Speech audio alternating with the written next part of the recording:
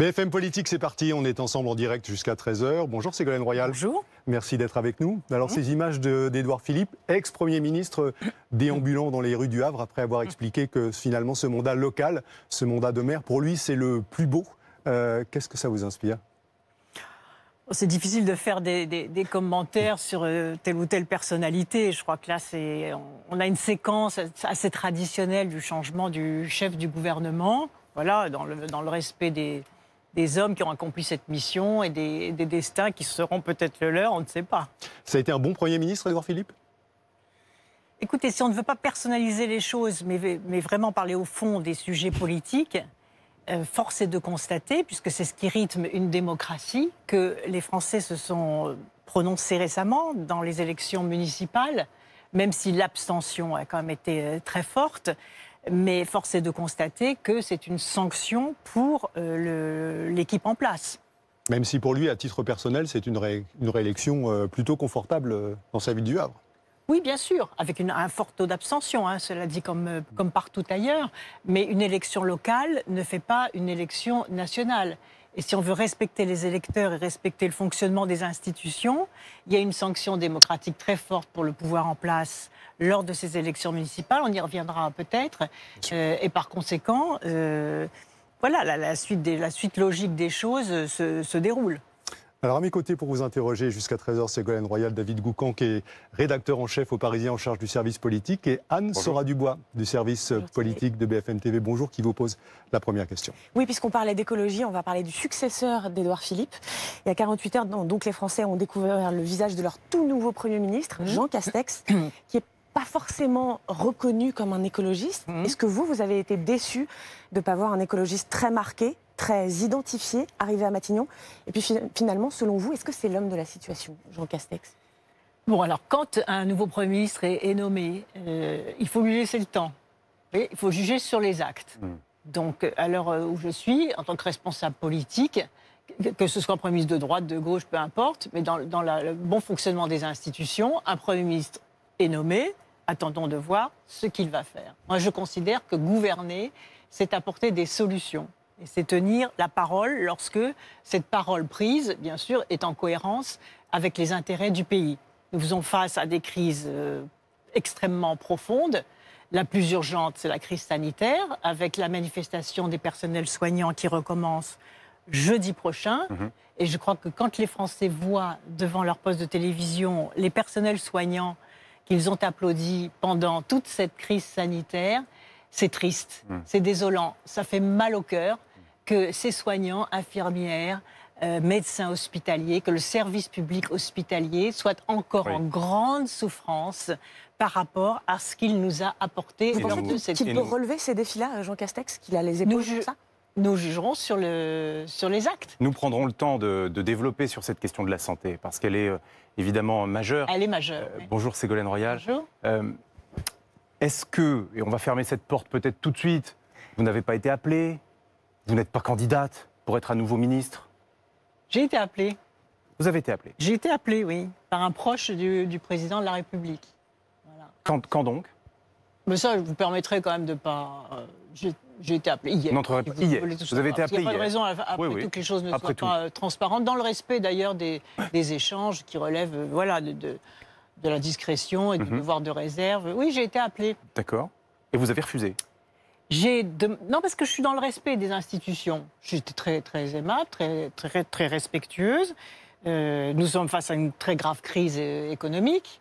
On sait qui je suis, ce que j'ai dit sur ce qui se passe aujourd'hui en France depuis 3 ans. On connaît mes convictions. Donc j'ai dit, mais si c'est pour mener une politique plus sociale, plus écologiste et plus démocratique, faites-moi une proposition.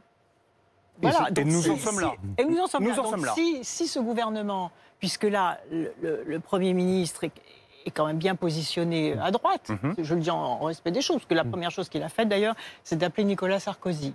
Quand même, si c'est vrai, c'est quand même un peu curieux. Enfin bon, son itinéraire personnel à droite. Il y a un directeur de cabinet qui est plutôt à gauche, donc qui va peut-être pouvoir veiller à un certain nombre de choses qui ont bien dérapé, et notamment sur la question que l'on posait, c'est-à-dire ce refus de revaloriser les salaires enseignants, les salaires enseignants et les salaires soignants, d'ailleurs, les deux, enfin, le service public, le service public en général, la question de la non-gestion des gilets jaunes, c'est dramatique quand même, ce que nous vivons depuis 3 ans. On va revenir sur les sujets, Ségolène Royal, mais pour être clair, et dans le souci de transparence que vous avez exprimé, vous avez été appelé pour avoir une conversation de principe sur la question de savoir si vous étiez intéressé. Voilà, par un proche du président de la République. Le président de la République. Mais on ne vous a pas proposé un poste à ce stade de la conversation. Non, c'est moi qui ai dit les choses, parce que je ne peux pas non plus trahir mes engagements, etc. Donc à ce stade, vous n'avez pas encore répondu. En même temps, je ne peux pas. Je suis respectueuse et je dis si je peux être utile à mon pays, pourquoi pas. Mais je ne peux être utile à mon pays que, ce sont les conditions, que si c'est pour faire une politique plus sociale. Si on accepte vos conditions. Je ne veux pas le dire comme ça, parce que fixer les conditions, c'est pas très aimable, mais je dis ça n'a de sens. Je vais fixer le sens des valeurs. Ça n'a de sens que si c'est pour avoir les moyens, en coordination bien évidemment avec le Premier ministre nommé, pour mener une politique plus sociale, plus écologiste et plus démocratique. Et si on vous donne ces garanties, vous irez ? Je ne sais, je ne peux pas répondre à une question. Si on vous les donne. Attendez, je ne peux pas en dire plus, je ne peux pas anticiper ni répondre. Moi, je suis une femme de valeur, de précision, de droiture. Voilà les fondamentaux, si vous voulez, du sens qu'aurait cette participation. Mais tout de même, a priori, ce que l'on voit, c'est qu'il n'y a pas forcément cette volonté, puisque qu'est-ce qui s'est passé aux élections municipales? C'est que La République En Marche, partout, a fait alliance avec la droite, partout, quasiment, contre les socialistes et contre les écologistes, partout. Donc soit ils prennent acte de ça, ils se sont dit finalement on s'est trompé en nous alliant uniquement avec la droite, et dans l'intérêt du pays, et face à la très grave crise sociale, économique et écologique qui est devant nous, il faut élargir, il faut rassembler, il faut mettre des personnalités qui sont capables de, peut-être un peu volontaristes, mais qui sont peut-être capables de bouger les choses. Soit ce n'est pas possible. Et est-ce que, Madame Royal, c'est pas moi qui vais changer d'option politique. Vous avez été ministre de l'écologie. Est-ce que, pour être le plus utile pour la cause environnementale, dans un gouvernement, il vaut mieux être ministre de l'écologie ou peut-être autre chose, ministre du budget, ou être ministre de l'économie, par exemple? À quel endroit est-ce qu'on est le plus utile pour l'environnement dans un gouvernement? Il faut une volonté collective. Et vous voyez, depuis 3 ans, on a fait une analyse avec des ONG. Il y a eu 30 reculs sur la question écologique. 30 reculs très graves. Donc, la convention a été mise en place, donc il y a quand même eu une prise de conscience pour savoir ce qui s'était passé. Mais il y a eu l'arrêt. On a annoncé l'arrêt des hydrocarbures. Il y a eu 10 permis de recherche d'hydrocarbures que j'avais arrêtés, j'avais tout stoppé, qui ont été redonnés à des sociétés de recherche d'hydrocarbures. Il y a eu le report de 10 ans de l'objectif de réduction de la part du nucléaire, le passage à 50%, qui a été reculé de 10 ans. J'avais mis à 2025, ça a reculé à 2035. Sur la loi alimentation qu'ils ont fait voter, ok, mais ils ont réautorisé le glyphosate. Et pendant le confinement, ils ont réduit les distances de sécurité entre l'épandage des pesticides et les habitations. Ça a quand même été grave. Sur la loi biodiversité, les normes de protection des espaces naturels ont été affaiblies, puisqu'ils ont été retirés au ministère de l'Environnement pour être délégués au niveau local. On sait qu'au niveau local, c'est très difficile de lutter contre les différents lobbies, les rapports de force, le chantage à l'emploi. Donc ça a affaibli les protections de défense des espaces classés boisés. En particulier, ils ont fait rentrer les chasseurs dans le conseil d'administration de l'Agence française de la biodiversité, ce qui est quand même une provocation à l'égard des associations de protection de l'environnement. Sur l'économie circulaire, ils ont cédé sur le plastique. Et surtout, ils ont supprimé toutes les aides à l'agriculture biologique. Ils ont autorisé l'huile de palme dans la raffinerie de la Mette. Ils ont supprimé les territoires énergie positive. Et surtout, ce bilan en matière d'environnement, j'ai gardé en dernier la suppression du crédit d'impôt de transition énergétique. Alors le plus grand chantier, c'est la transition énergétique. Donc là, ça va être intéressant de savoir s'ils le rétablissent.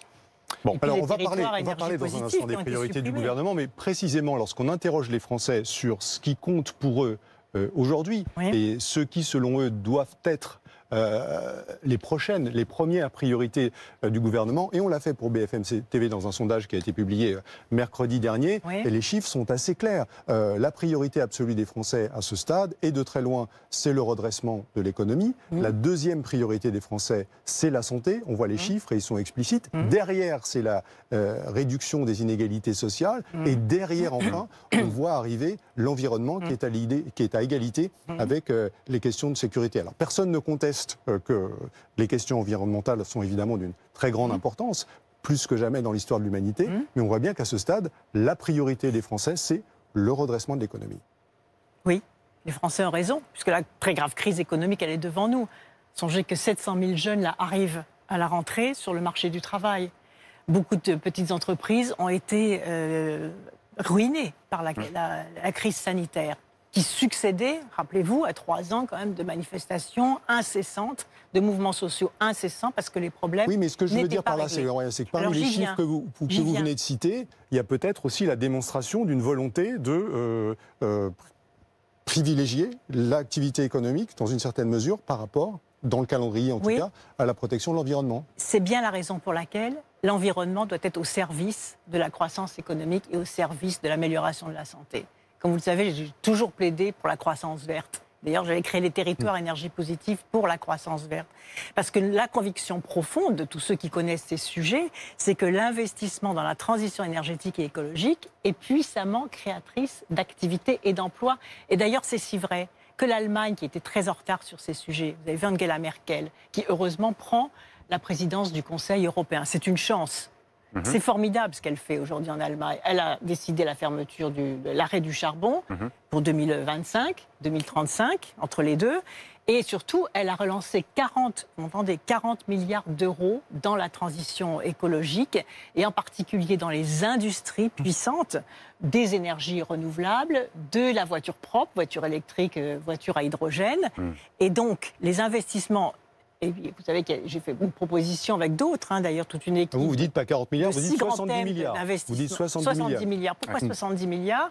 Parce que nous avions mis 700 millions d'euros sur les territoires énergie positive pour permettre aux équipes locales, et ça avait eu un succès extraordinaire, droite et gauche confondues d'ailleurs, tous ces territoires qui ont investi dans l'isolation des bâtiments publics, dans l'isolation des logements, dans la rénovation, dans la rénovation énergétique, dans les énergies renouvelables, dans les travaux sur les fuites d'eau. Où va-t-on aller les chercher ? Bruno Le Maire nous disait il y a quelques jours, la succession des mesures économiques prises pour soutenir l'activité, c'est déjà 460 milliards d'euros. On sait que le nouveau Premier ministre, Jean Castex, prépare pour les prochains jours, les prochaines semaines, un plan de relance supplémentaire.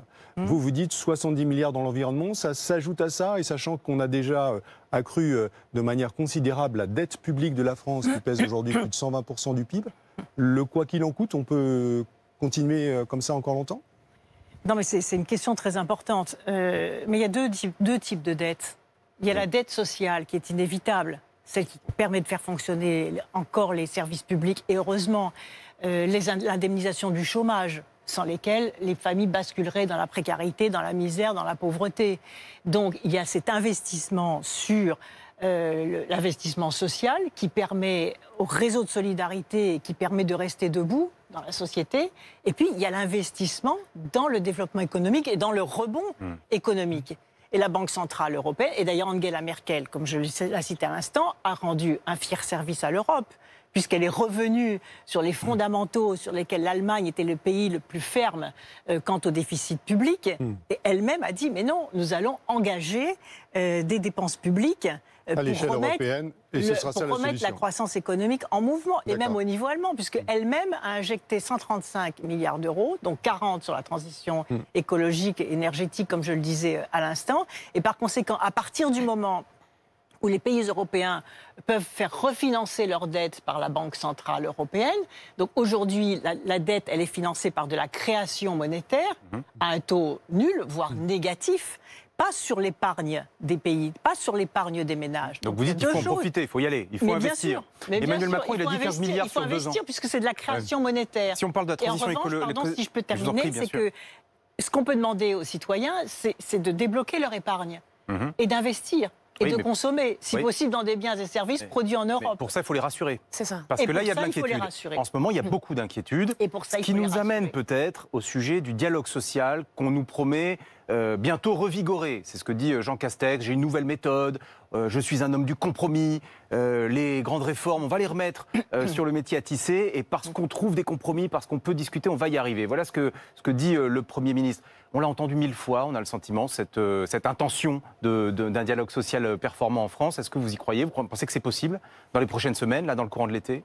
Je voudrais dire deux choses par rapport à cela. D'abord, il est temps, puisque ça fait 3 ans que nous sommes broyés et que nous assistons quand même, non seulement médisés, mais attristés, à la succession des mouvements sociaux qui déstabilisent un pays, qui donnent une très mauvaise image de la France à l'international, et ça compte également.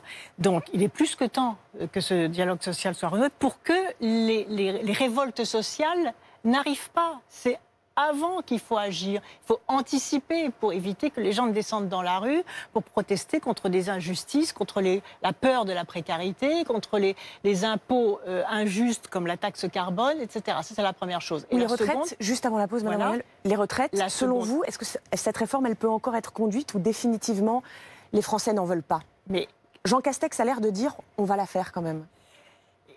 Et le président de la République l'a dit dans son interview. Absolument. Et regardez les observations, de droite comme de gauche, d'ailleurs des maires qui viennent d'être élus, en disant mais est-ce que c'est encore l'urgence d'aller faire de la provocation sur la réforme des retraites? Alors qu'est-ce qu'il y a derrière? Je vais vous décrypter, moi qui connais l'intérieur du fonctionnement de l'appareil d'État.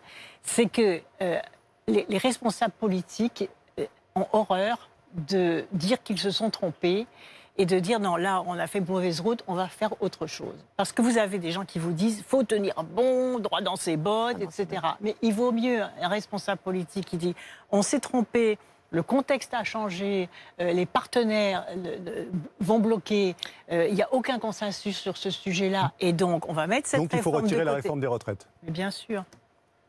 Vous ne croyez pas qu'il y a d'autres urgences?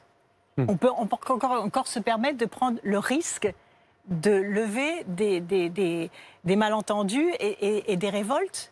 Et vous croyez qu'on a le temps, que les partenaires sociaux ont le temps de s'occuper de cela, alors que des plans sociaux sont annoncés sur tous les territoires, avec les souffrances sociales, humaines, professionnelles que cela va provoquer? Non, on n'a pas le temps de faire ça. Merci Ségolène Royal. On va marquer une courte pause et on se retrouve dans les toutes prochaines minutes pour la suite de BFM Politique. À tout de suite.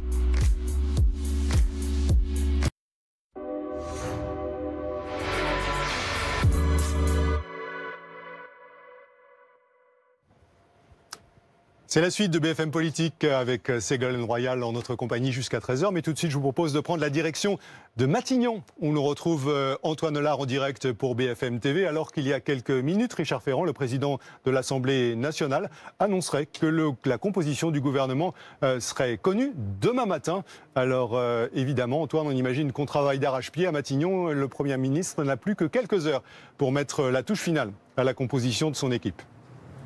Ouais.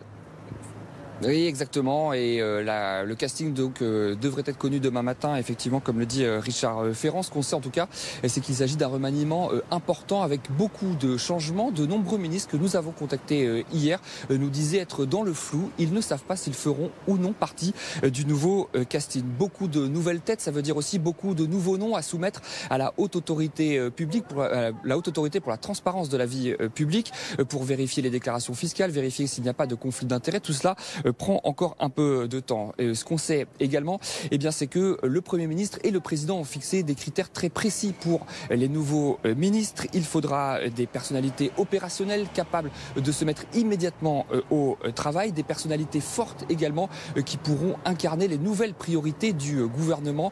3 axes majeurs, l'écologie, on a vu qu'il y avait beaucoup d'attentes à ce sujet à l'occasion des élections municipales, mais aussi l'économie et le social. L'exécutif s'attend à une rentrée compliquée sur ce front. Et puis, le nouveau Premier ministre doit vérifier à l'équilibre politique. Imaginons qu'un ministre MoDem sorte du gouvernement. Il faudra trouver une autre personnalité MoDem pour le remplacer afin de ne pas froisser le partenaire politique. Jean Castex, ce matin, en tout cas dans les colonnes du JDD, ne donnait pas de timing précis pour ce remaniement, expliquant simplement que le plus vite serait le mieux. Merci Antoine. Antoine Hollard en direct de Matignon pour BFM TV en compagnie de Jérémy Assal. Et on poursuit BFM Politique avec vous, Ségolène Royal, pour parler d'un sujet important, celui de la santé, David. Oui, on va parler de ce Ségur, là, ces négociations qui sont en cours, mais juste très brièvement avant. Le président de l'Assemblée nationale annonce le calendrier du gouvernement, du remaniement. C'est orthodoxe Oui, c'est assez étrange que le pouvoir parlementaire annonce la date du remaniement du pouvoir exécutif. C'est curieux. C'est curieux, vous trouvez ça étonnant? Bon, disons qu'on est dans un entre-deux où c'est un peu la pagaille, mais tout ça va se remettre dans l'ordre, je suppose. Bon, alors parlons du fond des dossiers et d'un dossier qui est évidemment crucial, qui est celui de la santé. Le président de la République a dit qu'il fallait mettre les moyens. Des négociations sont en cours entre Olivier Véran et les responsables, les représentants des personnels de santé et des personnels de l'hôpital.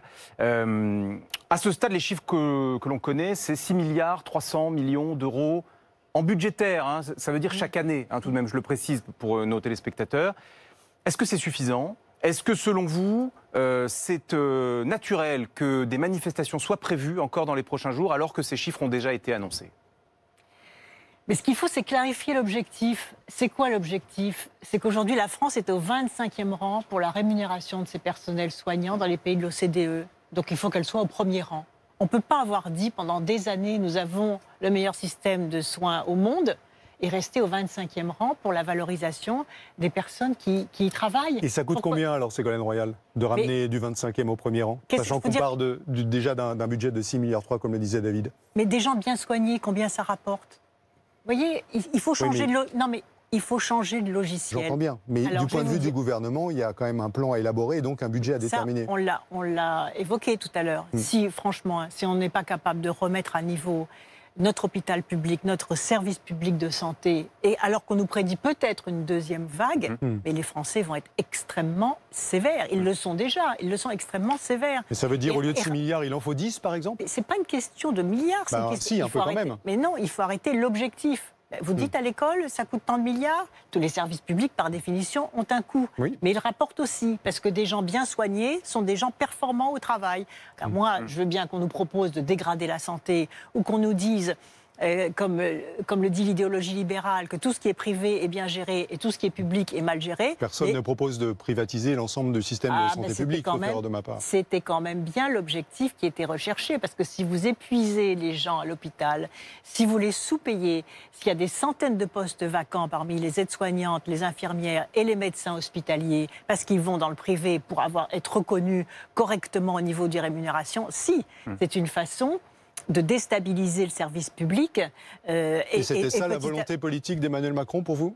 Il y a un choix, il y a un choix idéologique, vous le savez bien, il y a un choix idéologique de dénigrement du service public et de discours permanent disant que le modèle social français doit reculer au profit de la rentabilité, de la finance mondialisée, etc. Mais la crise sanitaire a mis un coup d'arrêt. Oui, ce discours a disparu, j'allais dire.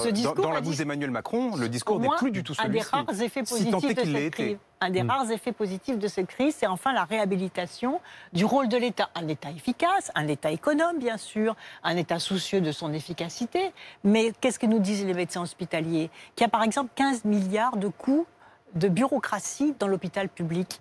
Peut-être que c'est là aussi qu'il faut voir, parmi ces 15 milliards, si on économise la moitié, 7 milliards, eh ben on met 7 milliards de revalorisation. C'est ce que vous dites, alors c'est ce que vous dites, on peut économiser la moitié des coûts administratifs 15 milliards de coûts administratifs, avec cet empilement d'ARS, de structures, etc., qui, en plus, ont dessaisi les équipes hospitalières sur le terrain. Et une des grandes leçons de cette crise, c'est que les équipes hospitalières sur le terrain ont fait preuve d'une intelligence collective, d'une mobilisation, d'une astuce au quotidien pour faire face. Et donc, il faut leur rendre le pouvoir. Il faut rendre le pouvoir aux chefs de service hospitaliers et on économisera beaucoup de dépenses bureaucratiques de ces 15 milliards. Donc moi, ce que je propose, c'est qu'on divise par 2.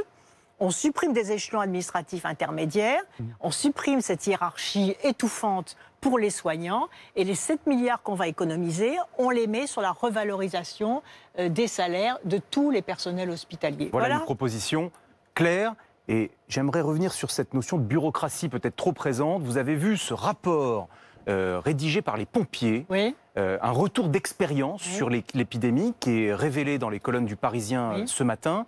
Rapport au vitriol qui condamne une bureaucratie trop lourde et en particulier dans les ARS, les fameuses agences régionales de santé. Que vous êtes-vous dit lorsque vous avez pris connaissance de ce rapport, Ségolène Royal? J'ai trouvé très intéressant ce rapport. Vraiment, il faut le lire parce que ce que l'on ressent d'abord, c'est une grande détresse. Une grande détresse de ces personnels, ces pompiers qui sont en première ligne de toutes les détresses du monde.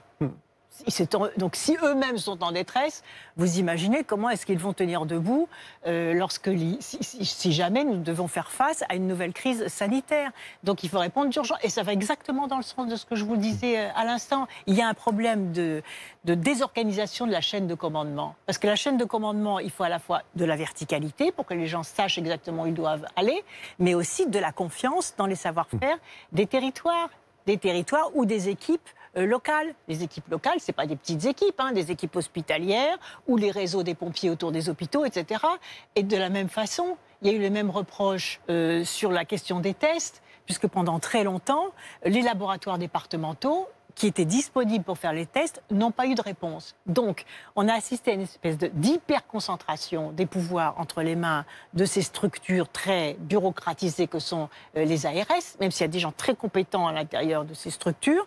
Mais il faut vraiment faire en sorte que la gouvernance, le mode de commandement soit beaucoup plus efficace et qu'on tienne compte de toutes ces remontées de celles et ceux qui ont été au fond. En lumière, en particulier, le rapport qui est très important et très intéressant, c'est la difficulté, voire parfois l'incapacité à traiter les appels et les états d'urgence de ceux qui ne souffraient pas de la Covid, parce que, effectivement, les capacités étaient totalement occupées par la gestion de l'urgence de cet aspect de la crise sanitaire. Oui, vous avez tout à fait raison. Et d'ailleurs, le constat que font aujourd'hui les médecins, notamment dans les hôpitaux, c'est que dès lors que le fonctionnement normal des hôpitaux a repris et les urgences, on voit arriver des malades dans des situations extrêmement graves. J'entendais un cancérologue qui disait qu'aujourd'hui, les cancers qui arrivent maintenant pour se faire soigner sont dans des situations beaucoup plus avancées et beaucoup plus graves qu'avant le confinement. Mais je voudrais quand même rappeler que la négociation avec les soignants a commencé le 25 mai.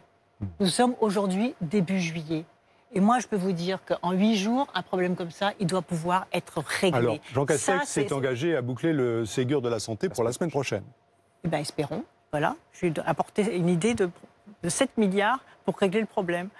Est-ce que vous vous définiriez toujours comme une femme de gauche, Ségolène Royal?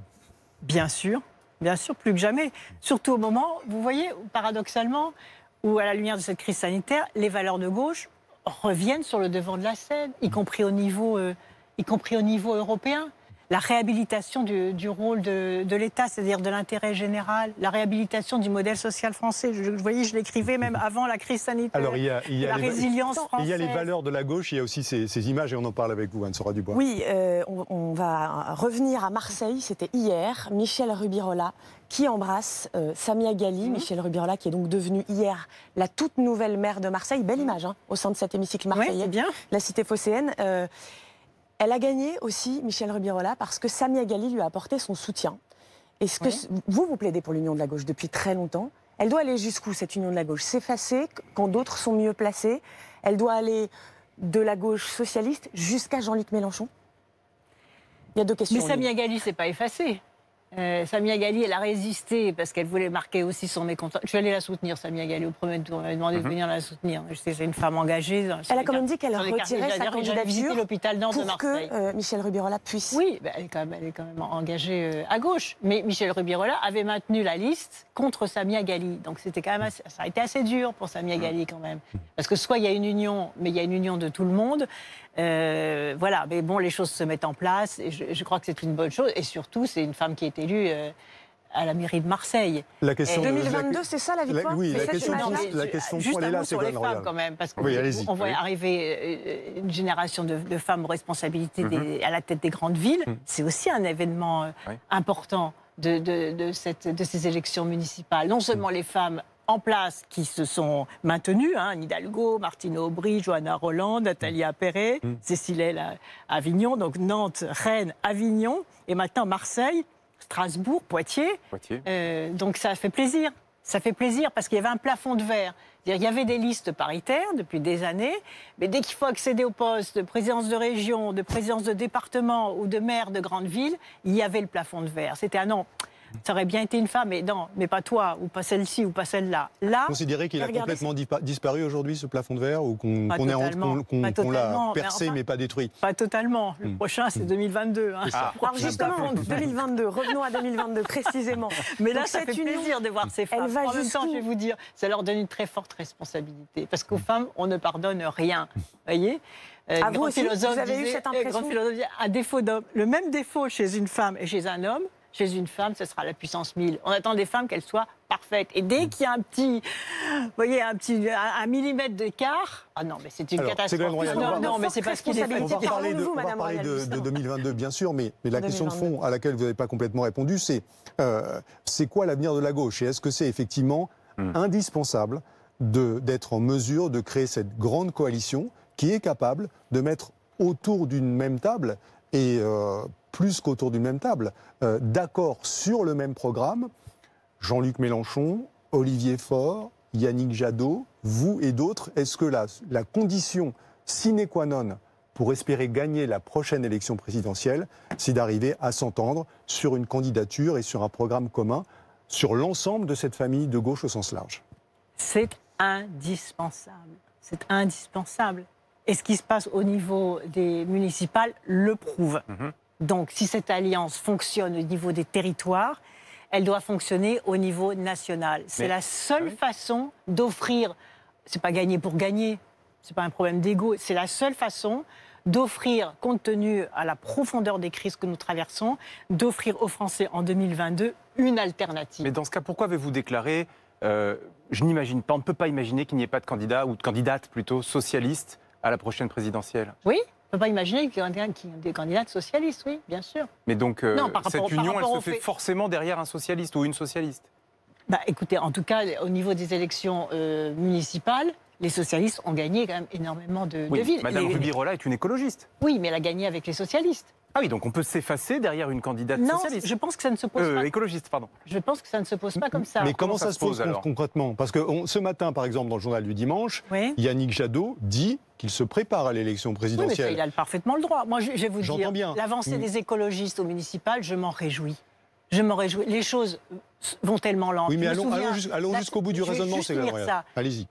Quand j'étais à la présidence de région pendant 10 ans, Poitou-Charentes en 2004, je mettais en place des actions qui ne sont pas encore généralisées au plan national. Donc les choses sont tellement lentes que cette poussée écologiste est une très bonne chose pour que la transition énergétique et écologique et la crise climatique soient prises au sérieux. Maintenant, il est évident que les socialistes ont gagné aussi énormément de villes. Montpellier, Lyon. Il y a bien davantage de maires socialistes que de maires écologistes. Bordeaux, on est d'accord, Nancy, Strasbourg, Lyon, Quimper, Blois, Chambéry, Annecy, Besançon, Tours, Saint-Ouen, Bourg-en-Bresse, Clermont-Ferrand, Rouen. Il y a plus de villes socialistes que de villes écologistes. Nicolas Maillard, on est d'accord, ce sont les faits, il n'y a pas de problème. Mais le sujet, on y revient. Yannick Jadot dit « Je me prépare à l'élection présidentielle ». Olivier Faure, premier secrétaire du Parti socialiste, dit « Si c'est lui le mieux placé pour représenter la gauche à l'élection présidentielle, d'accord. Comment est-ce que vous pouvez nous dire à la fois il faut que toute la gauche soit unie, parce que c'est la condition sine qua non pour gagner, et il faut forcément un candidat socialiste. C'est contradictoire de dire ça. Et on peut s'entendre sur le programme, et ensuite, on se met autour d'une table et on choisit qui est le meilleur candidat, qui ne peut ne pas être un socialiste. Si vous dites d'entrée, ça doit forcément être un socialiste, on comprend que vos partenaires à gauche disent cette discussion, elle se fait sur des bases qui, pour nous, ne sont pas forcément acceptables. C'est pas du tout contradictoire. Ah, pourquoi Parce que la gauche et le socialisme, on appartient à une histoire. Est-ce qu'on peut dire comme ça de but en blanc, non, maintenant l'écologie est à la mode, donc on va prendre un candidat écologiste et passer par pertes et profits l'histoire socialiste. On peut accepter d'ouvrir cette discussion, en tout cas. Vous pouvez aussi apporter votre soutien à Yannick Jadot, être dans une équipe, par exemple. Écoutez, je l'ai proposé pour les européennes. Aux élections européennes. Vous avez déjà vu un leader politique dire à un partenaire, puisque c'est une question de tête de liste, prenez la tête de liste et faisons l'union. Vous avez déjà vu un partenaire politique faire ça? Jamais. Je suis la seule à avoir fait ça. Alors pourquoi pas la présidentielle? Et la seule à avoir gouverné pendant 10 ans une région avec les écologistes, avec des syndicalistes, avec des gens de la société civile, bien avant que ça ne se pratique au niveau politique. Yannick Jadot a refusé. C'est dommage, parce que je pense qu'on aurait pu être en tête aux élections européennes. Et d'ailleurs, c'est si vrai que je n'ai même pas été candidate à ce moment-là. Donc vous voyez, je me suis dit, bon, moi je m'inscris dans des dynamiques d'union, et je continuerai à m'inscrire dans des dynamiques d'union. Donc ces dynamiques d'union, on en discutera. Et d'ailleurs, j'ai dit que la candidature, elle sera forcément collective, puisqu'il faut rassembler tout le monde. Mais ce que je dis, c'est qu'on ne peut pas, au démarrage, dire mais il n'y aura pas de candidat socialiste, alors qu'on vient de gagner. À la refaire pour la prochaine élection présidentielle? Alors, on ne le dit pas au démarrage, mais est-ce qu'on peut le dire au bout de la discussion? C'est trop tôt. Les élections municipales. C'est trop tôt pour décider. On ne le dit pas au bout de la discussion. Au début de la discussion, on peut l'admettre à la fin, c'est ça? Ou qui se raccrochent à l'histoire du Parti socialiste, même sans forcément en avoir l'étiquette, ils sont estomaqués quand ils entendent dire on n'aura pas de candidat, parce que derrière, il y a quand même les régionales, il y a les départementales, il y a les sénatoriales, donc il va y avoir beaucoup de candidats associés. C'est pas maintenant qu'on va dire... Donc on va arrêter de tourner autour du pot. Ségolène Royal, vous êtes en train de nous dire, au fond, d'une certaine façon, 1, il faut un candidat socialiste, et 2, ça serait bien si c'était une candidate, et 3, ça serait encore mieux si c'était moi. Non, je ne dis pas ça de cette façon-là, mais je comprends votre question, puisque j'ai clairement dit que s'il fallait mener ce rassemblement, puisque je suis à la fois socialiste, écologiste, démocrate, etc., et que j'étais prête, expérimentée, ayant exercé. Alors on peut dire aussi, c'est l'ancien monde, on a besoin de gens expérimentés, il faut du nouveau. On a vu ce que ça donnait. Donc moi je pense que c'est ce qui est riche. Non, parce qu'on peut dire, non, Ségolène Royal, elle a déjà été candidate, etc. Mais quand vous dites le nouveau monde, on voit ce que ça donne, qu'est-ce que vous voulez dire? On voit ce que ça donne. Aujourd'hui, regardez ce qui se passe en France depuis 3 ans. Il y a quand même il y a eu un manque d'expérience politique qui fait que les problèmes sociaux, économiques graves n'ont pas été réglés et que les Français ont subi. On a bien compris que vous ne parlez pas comme une future ministre d'Emmanuel Macron, quand même. Non, mais je veux dire globalement, tout le monde a constaté qu'il y avait un problème de méthode, de compréhension des territoires, d'association des citoyens, de gouvernance. De gouvernance, tout simplement. Donc je pense que la question de l'expérience politique, la question de la crédibilité internationale, la question de la politique par la preuve, c'est-à-dire regarder qui a fait quoi dans l'exercice de ses responsabilités, je pense que c'est important pour le choix d'un candidat ou d'une candidate, et qu'en tout cas, il faudra une candidature socialiste dans le processus dans lequel nous sommes aujourd'hui. Donc le djihadisme, c'est qu'il n'y a pas quelqu'un... Je ne dis pas du tout qu'il n'y a pas quelqu'un qui peut émerger parmi nos partenaires. C'est pas ce que je dis, mais je dis qu'on ne peut pas tout de suite abdiquer cette histoire. Le dégagisme est une impasse. On va venir au fond. On va revenir. Mais modulé, vous voyez, il y a une partie du dégagisme qui est toujours en place. On le voit dans certaines municipalités, par exemple à Lyon. Il y a une part de dégagisme, c'est à Strasbourg, il y a, dans d'autres pays, à Poitiers. Marseille aussi, dans une certaine mesure. Marseille, dans une certaine mesure, et peut-être aussi parce que c'était le mandat trop, 4e ou 5e mandat, vous voyez, ça fait beaucoup. Ségolène Royal, il y a un sujet important qu'on n'a pas encore abordé avec vous et qu'on voudrait maintenant étudier avec David, qui est celui de la Convention citoyenne et de ses résultats et de ses suites. C'est le fond du sujet. On parle d'écologie politique, mais enfin là, Emmanuel Macron, il a dit, voilà, j'ai une convention citoyenne, 149 propositions, j'en prends 146. Est-ce que vous dites bravo? Je dis que ça va dans le bon sens. Et en même temps, connaissant bien ces sujets, j'observe que la Convention citoyenne a travaillé pendant 8 mois. Pendant ces 8 mois, il y a eu tous les reculs dont je parlais tout à l'heure. C'est-à-dire, sous prétexte qu'il y avait la Convention citoyenne, on pouvait faire reculer la question environnementale et plus personne ne s'en occupait. Et ça, c'est quand même assez grave. Donc il va falloir déjà réparer. J'aurais bien aimé qu'ils disent on va déjà réparer ce sur quoi on a reculé depuis 3 ans, remettre par exemple le crédit d'impôt de transition énergétique pour que les gens puissent faire des travaux d'économie d'énergie et créer des emplois dans le bâtiment, par exemple, recréer les territoires énergie positive pour que les collectivités locales puissent engager de grands travaux publics sur la transition écologique et énergétique, par exemple. Il y a 2 choses très concrètes. J'aurais bien aimé ça, on va faire un rattrapage, puis des mesures nouvelles. Les mesures nouvelles, on ne peut pas non plus dire, parce que ce serait complètement démagogique, que ces 150 personnes tirées au sort. J'étais parti, vous savez que je toujours soutenu les jurys populaires que tout le monde a moqué en 2007. C'est un jury populaire qui a été mis en place, ce qu'on appelle un jury populaire. Donc vous n'allez pas le critiquer aujourd'hui. Donc la méthode est très bonne. Mais cette méthode, elle ne doit pas être utilisée pour définir les grandes politiques. Elles sont définies, les grandes politiques. par l'Assemblée nationale, le Sénat, le gouvernement et l'international. On a l'accord de Paris sur le climat qui dit clairement ce qu'il faut faire.